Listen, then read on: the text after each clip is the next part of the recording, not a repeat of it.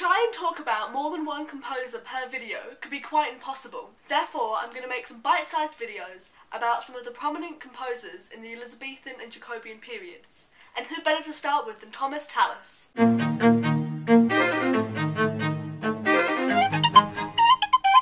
Wait, Thomas Tallis? Like, from the Tudors? And he was insanely young and talented, and he came to London to make his fortune, and he was gay, and he had the relationship with Sir William Compton, and then he died, and then— Okay. Please hold up, alternative universe The Tudors fangirl me. The Tudors used quite a bit of artistic license when they came to writing their portrayal of Thomas Tallis. First, records show us that Compton was probably about 30 years older than Tallis. Plus, he died in 1528, and there wasn't even a record of Tallis at the court until 1532. Hold up again! Is this the same Thomas Tallis that wrote that piece of music that the guy from 50 Shades of Grey talks about, though? Okay, yes, version of me that will never exist because I refuse to read that book. It's the same guy. Thomas Tallis has been back in the media of late because his 40-part motet, Sperminalium, was featured in that book, meaning people have been flocking to go and buy a recording of it.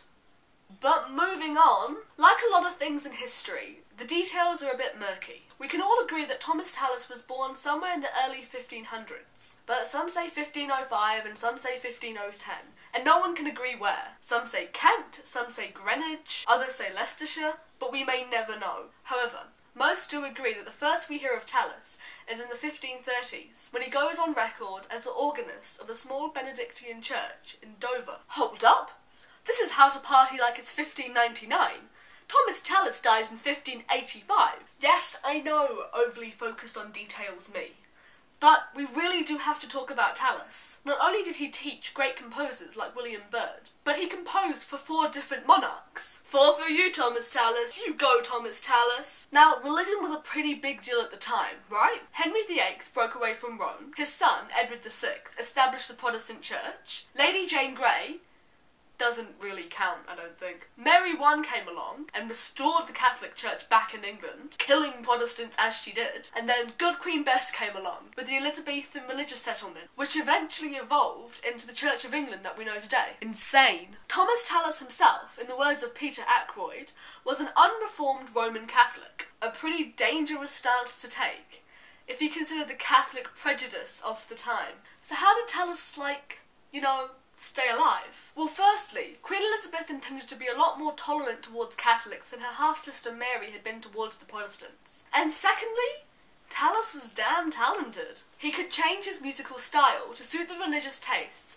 of whichever monarch he was working for. However, Paul Doe, a historian who has written for Grove Music Online, part of Oxford Music Online, has commented on the haunting and expressive qualities of Lamentation of Jeremiah, originally not being intended as church music, but rather for private recreational singing by loyal Catholics. Tallis started composing for the Tudors after being made a Gentleman of the Chapel Royal, a body of priests and singers who explicitly served the spiritual needs of the sovereign, but he was first employed as a singer, organist and composer under Henry VIII.